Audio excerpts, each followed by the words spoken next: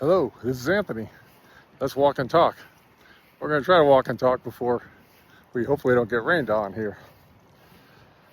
Today we're going to talk about traditions and why sometimes in traditions it really makes sense for us to take a step back and take a look at things that we hold close in terms of traditions and whether they should be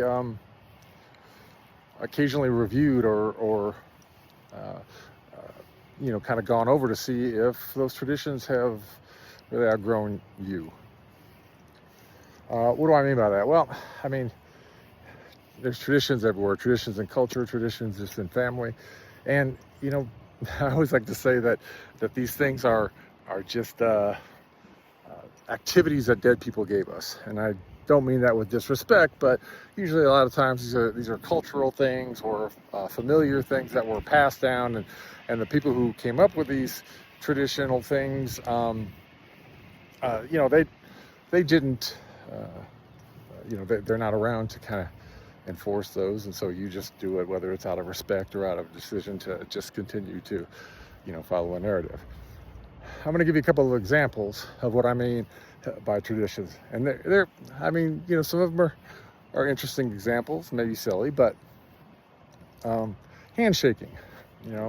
Handshaking is tradition. It's a traditional greeting, but most people don't know why we shake hands. And the reason why I say that is because, when I had my awakening, after that, for the first several years, I don't think I ever even shook a person's hand. I always approached someone and hugged them as a greeting.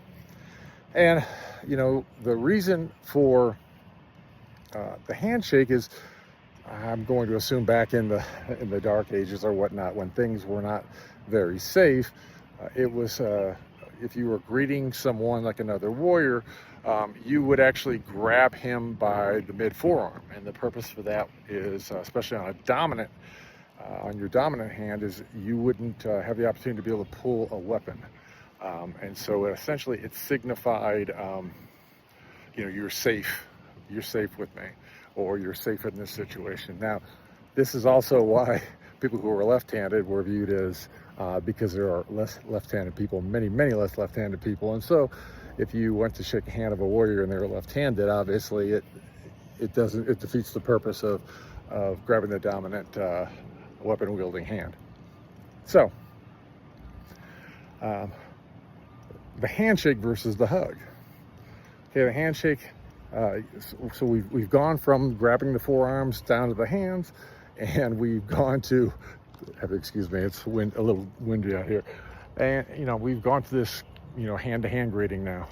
However, hugging.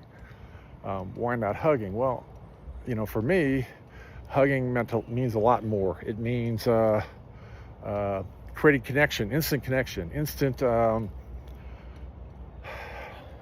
understanding almost of that person. As I've mentioned many times, we live in what is literally the safest time in all of recorded human history. And so, shaking hands isn't a requirement anymore.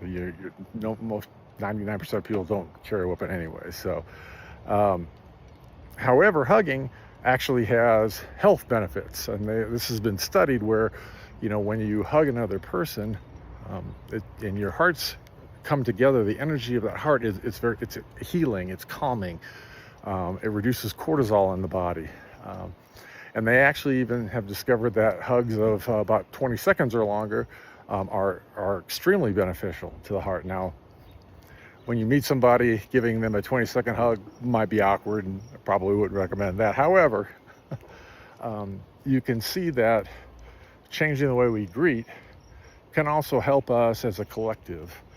I know a lot of people, when you get into friend groups and whatnot, at least in my friend groups, we hug. In some of the, when I go to certain events or certain musical festivals where, a lot of times the people hug because they almost feel a kinship because of the music. Another thing, another tradition, again, these are just a couple that I can come up with, but I think it's, the purpose is to help us to kind of look at all of our traditions, is the boogeyman. For those of you who are John Wick fans, the Baba Yaga. It's a wives' tale. It's in a lot of you know, cultures and whatnot. And essentially, its purpose was for, parents would tell their children who were acting up that if they continued to act up, that the boogeyman would come and get them.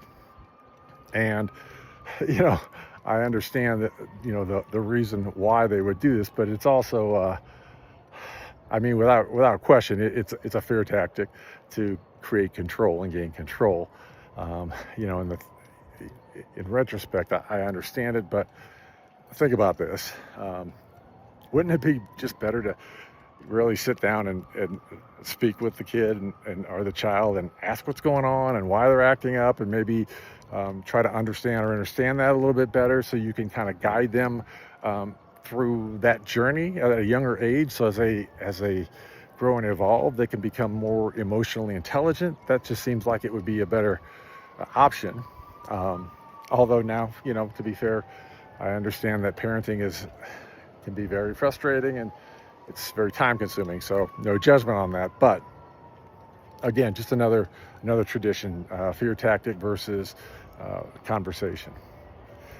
Now, I bring up, and I had a discussion last weekend with a person, and she was telling me about her culture and how she was really proud of her culture and their traditions, and she wanted to be able to share that. And then in the same sense, she asked me about my traditions, my culture, and wouldn't I want to share that with my children, with other people.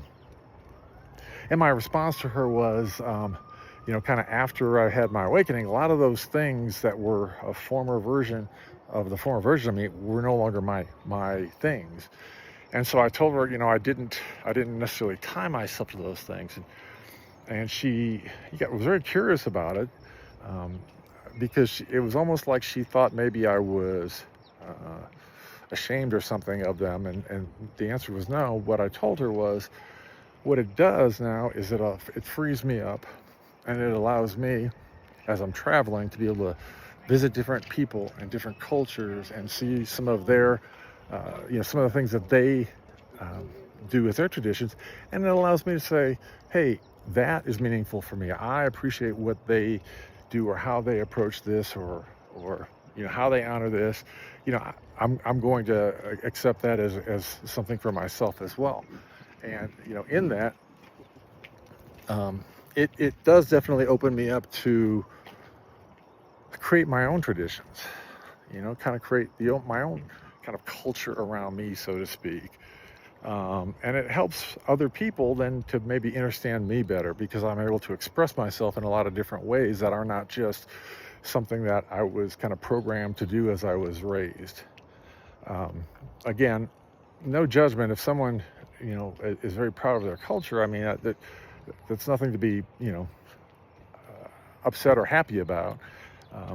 It just that for me, that felt very comfortable to me. It felt very genuine to me, and so that was my approach.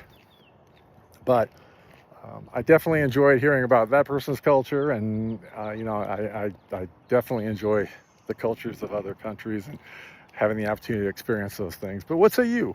How do you feel about traditions? Are you locked into a lot of different things that you carry with you? Are there things that you understand where traditions pass down, but that maybe you don't do? I'd be interested to hear. By the way, if you enjoy this content, please like, share, and subscribe. I am grateful. But until I talk to you again, peace, love, light, and I hope you have the most amazing day.